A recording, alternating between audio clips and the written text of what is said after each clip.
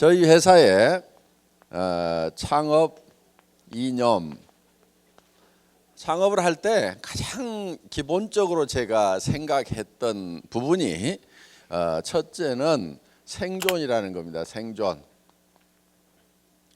기업은 절대로 망하면은 안 됩니다. 반드시 살아 있어야 되는 거예요. 왜냐하면은 제가 한번 망해봤더니 이 망하는 것 자체가 범죄 이상의 어떤 피해가 발생을 하는 거예요. 그리고 경영자도 실패를 하게 되면은 사실은 범죄자 취급을 받습니다. 그래서 절대로 망하면은 안 되겠다. 그런데 망하지 않으려고 하면은 망하는 이유를 알고 있어야 되고, 그리고 거기에 대한 대비책을 가지고 있어야 된다 하는 거예요. 기업이 망하는 이유는 간단합니다. 비용 때문에 망합니다. 비용이 발생 안 하면은 그냥 문 열어놓고 그냥 계속 가도 돼요. 그런데 이 고정적으로 발생하는 비용 때문에 이 망하게 된다 하는 거예요. 그래서 이 비용이라는 것이 이제 고정비하고 변동비로 나누게 되는데, 고정비 중에서 예를 들면 가장 큰 게 인건비입니다. 인건비.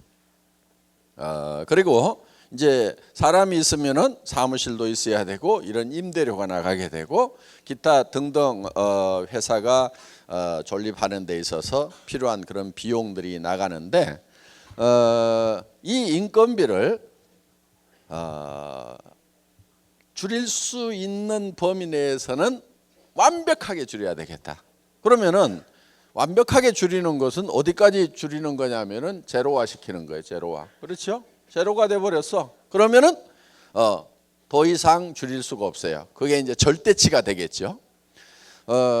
그래서 비용이 발생하는 가장 큰 요인인 사람을 줄이는데, 제로 상태까지, 그러니까 무인 상태까지 줄이겠다 하는 거예요. 그래서 저희 회사에 지향하는 그 경영 방침 중에 하나가 무인 회사를 만들겠다 하는 것이 목표입니다. 그렇게 하려고 하면은 이제 전산화를 해야 된다 하는 거예요.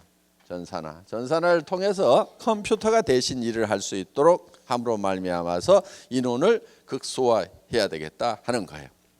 왜냐하면은 성장에 따라서 거기에 이런 인력을 확충을 하고 거기에 맞춰서 비용이 성장하는 데 따라서 점점 증가를 하게 되는 겁니다. 그런데 이 매출은 어느 상황에서 급격히 감소를 하는 그런 사태가 생길 수도 있는데, 인력을 급격하게 그만큼 줄이기가 힘이 드는 거예요. 그러다 보니까 이제 그 인력에 들어가는 비용을 감당을 못해서 기업이 도산을 해버리는 경우가 있다 하는 거예요. 그래서 저희 회사는 절대 망하지 않는 회사를 만들어야 되겠다.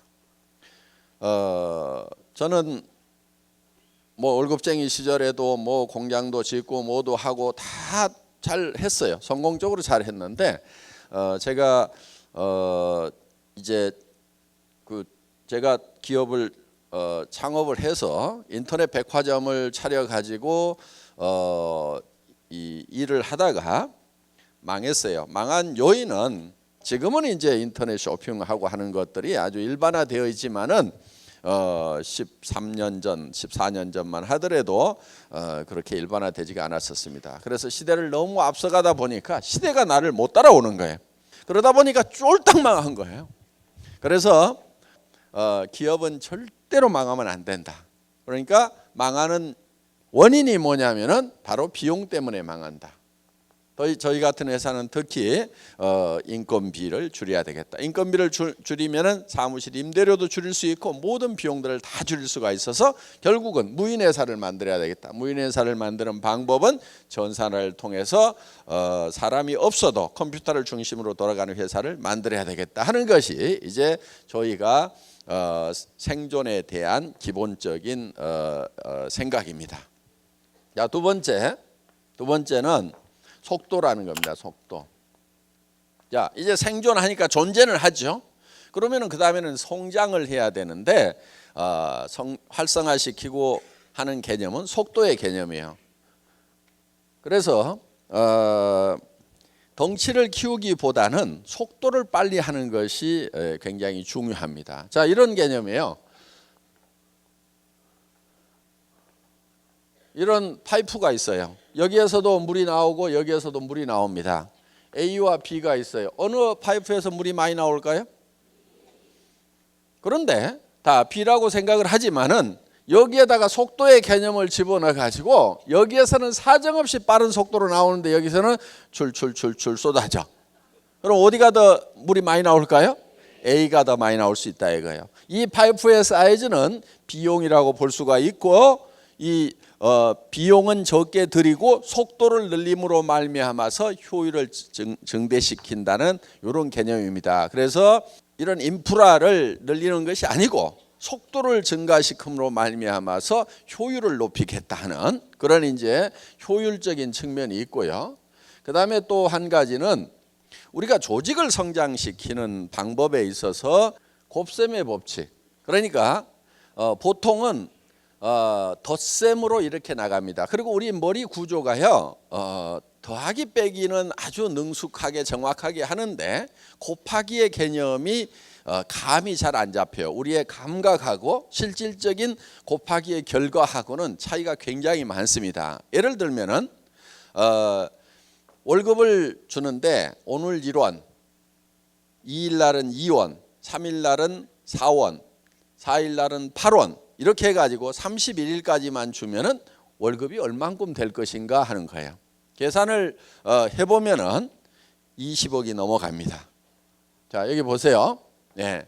그러니까 우리가 생각할 때 오늘은 1원, 그 다음 날은 2원, 그 다음 날은 4원, 8원, 16원, 32원 뭐 이렇게 가면은 사실은 첫날 1원으로 시작했으니까 30일 돼봐야 뭐 몇백만 원 되겠지. 우리 머리는 되게 그렇게 생각을 밖에 감이 안 와요. 그런데 실제로 계산을 해보면은 31일 한 달만 그렇게 가더라도 20억이 넘는 돈이 발생을 한다 하는 거예요. 그러니까 우리의 사업의 성장 속도는 곱셈의 법칙이 적용이 되고 있다 하는 겁니다. 승수가 적용이 되고 있다 하는 거예요. 그렇기 때문에 이게 이제 이 계산이 잘 되는 머리를 가지고 있어야 됩니다. 그래서 뭐를 믿어야 되냐면 자기의 감각을 믿는 것이 아니고 이 수학이 계산해 놓은 이거를 믿어야 되는 거예요.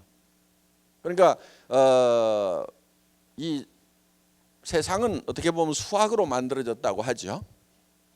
어마어마하게 높은 빌딩 짓죠. 한 100m 넘어가는 빌딩 짓죠. 그거 수학으로 계산하니까 그걸 짓는 거예요.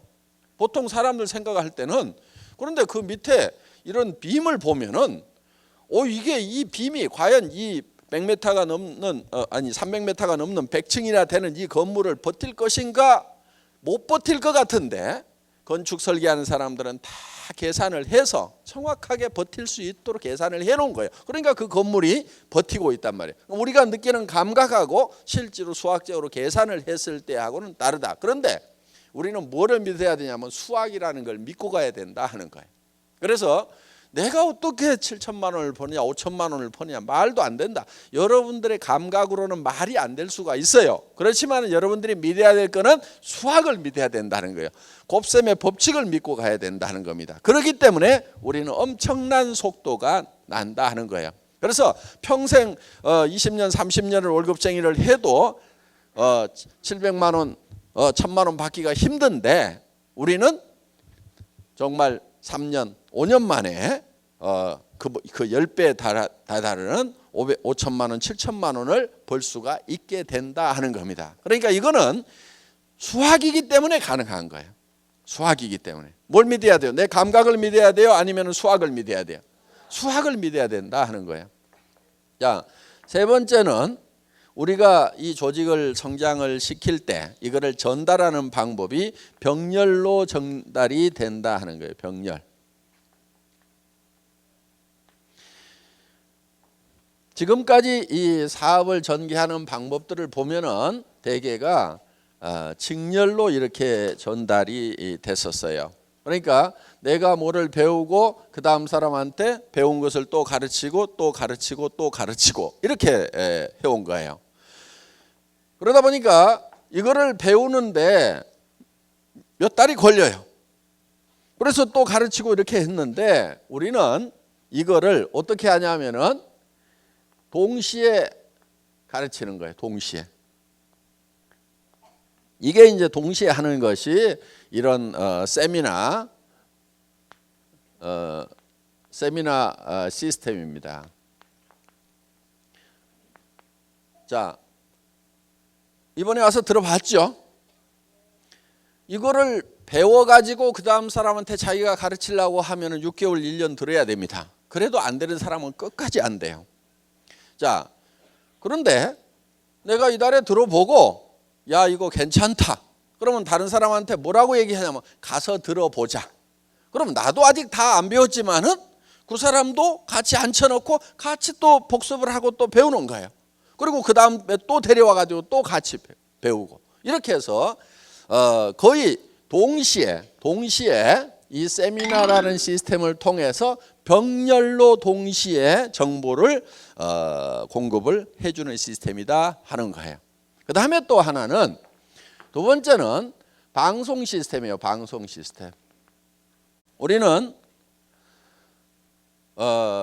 먼 거리에 있는 사람들이라든가 또 반복 교육을 하는 데는 이 방송 시스템이 굉장히 유효하다 하는 겁니다. 그래서 여러분들이 직접 설명을 하는 것이 아니고 이런 방송 시스템을 여러분들이 활용을 할 수가 있고 그 다음에 이 방송 시스템 중에 VOD가 있어요. VOD. 우리 홈페이지에 들어가면은 여러분들이 VOD가 있고 그거는 스마트폰으로도 바로 다운받아 가지고 여러분들이 이 스마트폰에서도 보여줄 수가 있어요. 우리는 그런 우수한 컨텐츠를 가지고 있어요. 자, 제품 품질이 좋죠. 가격이 싸죠. 그 다음에 회사의 이런 경영 철학이라든가 마인드가 확실하죠. 이런 것들을 전달해 줄 수 있는 내용들이 많아요. 그렇기 때문에 이런 정보 전달 시스템만 갖추게 되면 굉장히 빠른 속도로 우리가 기존의 업체들을 추월해 나갈 수가 있다 하는 겁니다. 그들이 예를 들어서 60년 걸린 것을 우리는 10년, 20년이면 따라잡을 수가 있다 하는 거예요. 자, 이렇게 해서 이런 방송 시스템 이런 것들이 바로 병렬로 사업을 전개를 시키는 겁니다. 그래서 속도가 굉장히 빨라진다 하는 거예요. 자, 망하지 않도록 만들었고 그 다음에 성장할 수 있도록 만들었고 그 다음에는 그 같이 창출된 것을 나누어야 되는 거예요. 그게 이제 세 번째 균형이라는 겁니다. 균형. 자, 창출된 가치를 잘 나눠야 돼요. 균형 잡히게 나눠야 돼요. 왜 균형 잡히게 나눠야 되냐면은 우리가 가지고 있는 재화라는 것이 항상 유한하기 때문에 한정되어 있기 때문에 유한한 재화를 가장 효율적으로 나누는 것은 균형 잡히게 나눠야 된다 하는 거예요. 이런 개념이에요. 나무통 이론인데 예를 들어서 이런 옛날 나무통 있죠. 이렇게 판자를 가지고 이렇게 만들어 놓은 나무통이 있어요. 그러면은 이 나무통에다가 물을 가장 많이 담는 방법은 이 나무의 높이를 똑같이 해줘야만이 가장 물을 많이 담을 수 있어요. 어느 한 판자 하나를 이렇게 높이고 이 판자를 이렇게 낮추면은 이 높은 걸로 물이 담기는 것이 아니고 어디에 담겨요? 제일 낮은 수준으로 이 수준밖에 물이 안 담기게 된다 하는 거예요. 그러면은 자, 그 불균형이 생기게 되면은 누군가는 손해를 봤다고 생각하고 떠나버리게 된다 하는 거예요. 자, 그러니까 우리 주변에 우리가 있으면은 우리 주변을 우리를 구성하고 있는 이 구성 요소들이 있어요. 그걸 이제 기업에서는 되게 고객이라는 표현을 쓰는데 내부 고객이 있고 외부 고객이 있어요. 그러면은 자, 애텀이라는 회사가 있으면은 우리의 고객 중에 우리 사업하시는 분들이 외부 고객이죠. 사업자들이. 그렇죠? 그럼 여기는 뭘로 나눠줘요? 수당이라는 걸로 잘 나눠줘야 된다 하는 거예요. 이 수당도 나눠줄 때 어떻게 나눠줄 거냐 하는 거예요. 어떻게 나눠줄 거냐? 자, 어떤 회사는 이 수당을 일부 사람에게 사정없이 많이 이렇게 줘버리는 경우가 있어요. 수당이 받는 분포를 보면은. 그래서 스타 플레이어를 만들어 가지고 예를 들면은 1년에 막 100억도 수당을 받아. 한국에도 그렇게 받는 사람이 있어요, 지금. 한 100억 받아. 그런데 회사는 대한민국에서는 35%만 주도록 법 규정이 있어요. 그러면 같은 35%를 가지고 엄청나게 받는 사람이 있다고 하면은 회사가 겉으로 내세워 가지고 띄우기는 좋아요. 우리 회사에 한 달에 10억씩 받는 사람이 있다.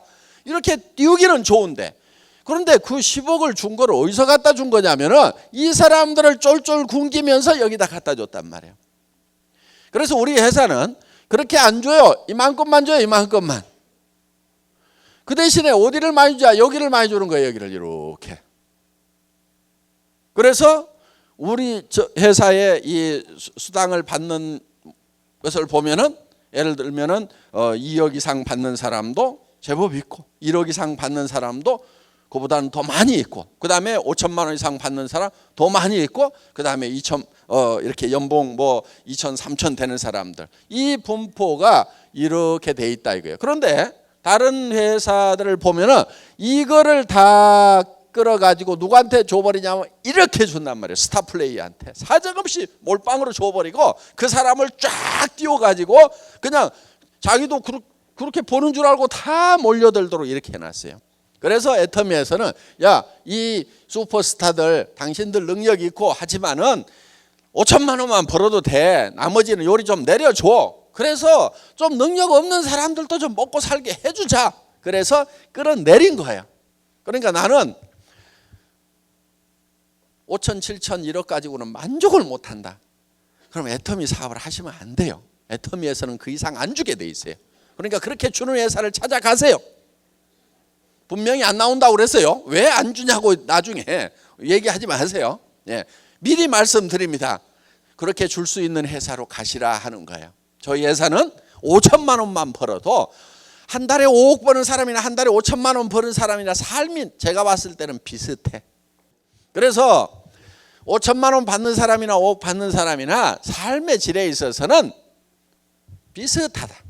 그래서 재화라는 것은 한없이 많다고 그래서 효용이 한없이 올라가는 게 아니에요. 이 한계 효용의 법칙에 의해 가지고 많아지면 효용이 떨어져요.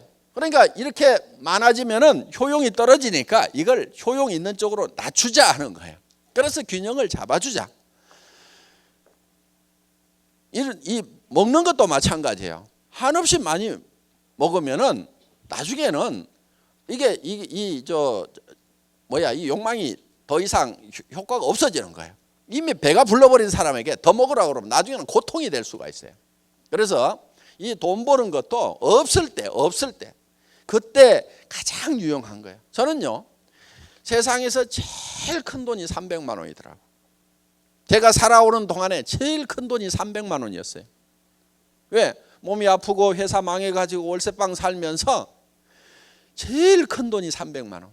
지금은요, 그 당시에 300만 원을 쓰면서 고민하는 그때 저한테 줬던 스트레스 그 비중은요, 지금 1억을 쓰면서 의사결정하는 것보다도 훨씬 더 힘들게 의사결정을 해야 되는 거예요. 그러니까 지금 저한테 1억이 큰 것이 아니고 제가 월세방 살이 하던 시절에 300만 원이 지금 1억보다도 훨씬 더 큰 돈이에요. 여러분들도 마찬가지일 거예요. 지금 1억보다도 더 큰 돈이 생활비 300만 원이 훨씬 더 커요. 그러니까 여기에다가 효용이 낮은 쪽에다가 이렇게 쌓아놓을 것이 아니고 300만 원 벌 수 있도록 500만 원 벌 수 있도록 이쪽으로 내려주자 이거예요. 그러면은 우리가 가지고 있는 재화의 효용이 전체적으로는 올라가는 거예요. 이걸 극대화시킬 수 있는 거예요. 그래서 한쪽으로 쏠리는 것을 잡아줌으로 말미암아서, 균형을 잡아줌으로 말미암아서 우리 안에 쌓여 있는 재화의 효용을 극대화시키겠다 하는 것이 이제 이 수당 체계에 있어서도 균형 감각을 가지고 만든 거예요. 어떻든 그렇게 이제 예를 들면은 초기 사업자한테는 얼마를 줄 것인가. 예를 들면 판매사 가는데 얼마죠? 250만 PV, 250만 PV죠. 이거를 200만 PV로 해가지고 또 시뮬레이션 해보고 150만 PV 해갖고 시뮬레이션 해보고 그 다음에 300만 PV 해갖고 500만 PV 해갖고 수도 없이 시뮬레이션을 해본 거예요. 지금은 250만 되어 있지만 이 숫자를 결정하기까지는 저는 모든 숫자가 다 들어가 있었어요. 그래서 그 다음에 250만 해가지고 판매사 가는 거하고 100만 해가지고 가는 거하고 100만이 더 좋을 것 같죠. 그런데 문제는 뭐냐? 나오는 수당은 그만큼 줄어드는 거예요. 그러면 여기서 도전을 할 만한 가치가 계단처럼 돼 있어야 돼요. 계단, 이렇게 계단이 있죠. 이게 이 계단이라는 것이 너무 크면은 이거 못 올라가겠다, 안 올라가. 너무 짜잘하게 해놓으면 어떻게 하느냐? 여기서 여기를 안 가. 왜? 올라가 봐야 별 볼 일 없으니까. 그래서 계단의 사이즈를, 크기를 적당하게 잡아내는 거. 도전해서 받으면 상당히 기분이 좋고 도전을 해볼 만큼 만만하게도 보이고,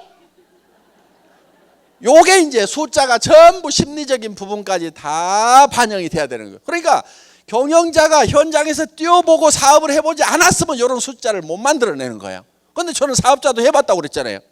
제가 현장에 감각이 있으니까 어느 정도 계단을 사이즈를 해야 되는지를 만들어낸 거예요.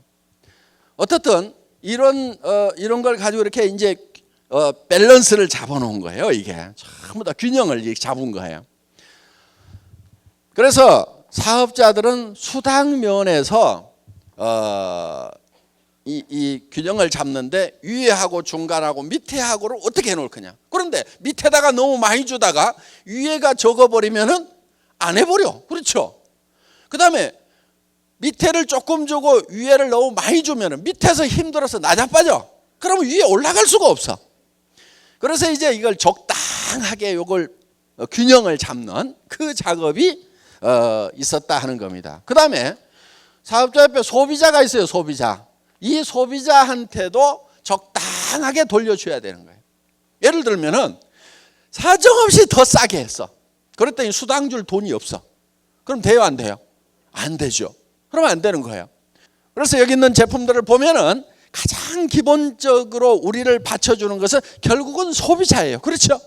그래서 우리 회사는 사업자가 소매 마진을 붙여서 팔아도 소비자들이 이익이 될 만큼 그만큼 소비자 이익을 많이 챙겨놨다 하는 거예요.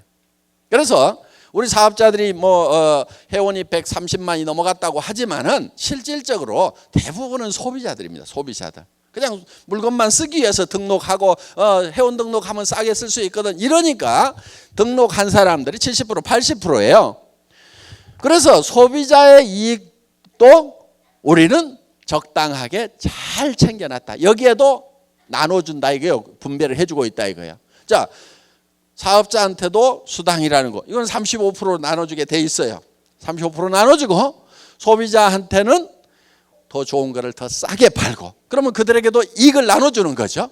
자, 그 다음에 여기에 생산자들이 있어요. 이 생산자에게도 이익을 나눠줘야 돼요. 유통업자가 칼자루 쥐고 있다고 그래가지고 사정없이 두들겨 패가지고 다 빨아먹어 버리면은 그럼 생산자가 살아요, 못 살아요? 죽어버려요. 그러니까 그렇다고 생산자가 거품 붙여가지고 바가지 씌우도록 놔두면 절대 안 되죠. 그거는 안 되지만은 생산업체가 죽어버릴 만큼 빨아먹어버려도 안 된다 이거예요. 그러니까 여기도 적당하게 균형 잡힌 분배를 해줘야만 된다 하는 겁니다. 이렇게 해서 어떤 재화가 이렇게 쓰이게 되면은 거기에 따른 다시 동기가 유발이 돼가지고 추가적인 액션이 나옴으로 말미암아서 이것이 우리에게 더 큰 이익으로 돌아올 수 있도록 피드백 될 수 있도록 해야 된다 하는 겁니다. 자, 여기에 물류회사라든가 여기에 우리 옆에 이렇게 우리한테 벌어먹고 사는 사람들이 많이 있어요. 이 사람들에게도 이익을 적당하게 나눠줘야 된다 하는 거예요.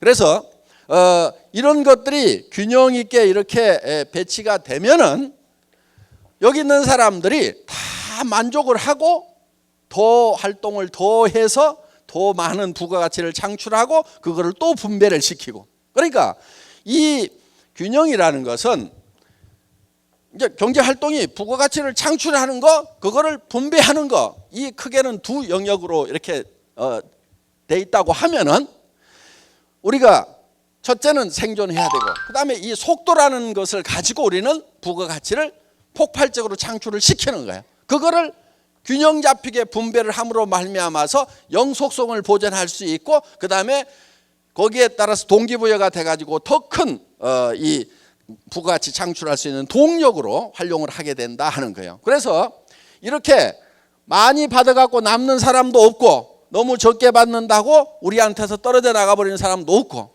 자, 여기에는 경영자도 있겠죠. 경영자. 그렇죠? 저도 좀 나눠 먹어야 돼요? 안 먹어야 돼요? 안 준다고요? 나 안 해. 그럼 나도.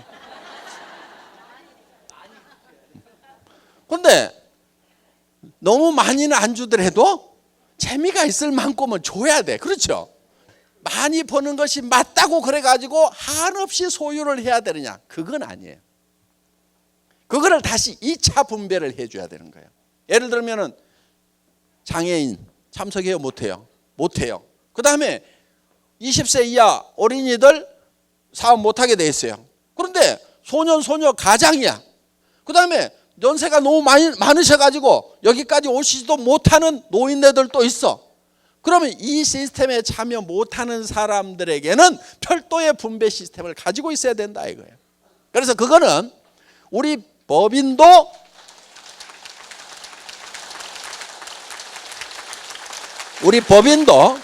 그 시스템에 참여를 할 거고, 저도 개인적으로 보는 것이죠. 그러면 거기에 대해서 또 다시 제2차적인 분배를 할 수 있는 시스템을 갖춰야 된다 이거예요. 그래서 일정한 금액 이상이 되는 부분에 대해서는 그거는 흘러 넘쳐 가지고 다른 쪽에 또 분배가 2차적인 분배가 돼야 된다. 그래서 제일 좋은 분배는 이 우리 애텀이라는 회사의 기업 시스템 안에 들어와 가지고 활동을 하면서 역할을 하면서 여기에서 자기 몫을 분배 받아가는 것이 제일 좋아요. 좋고, 그 다음에 할 수 없이 커졌어. 그러면은 거기에 대해서는 2차적인 분배를 해서 주변에 또 안전장치를 마련해 놔야 된다. 애텀이 사업하는 사람만 무지무지하게 부자고 못하는 사람들은 쫄쫄 굶고 있고 맨날 다 거지돼 있으면은 그 살기 좋겠어요?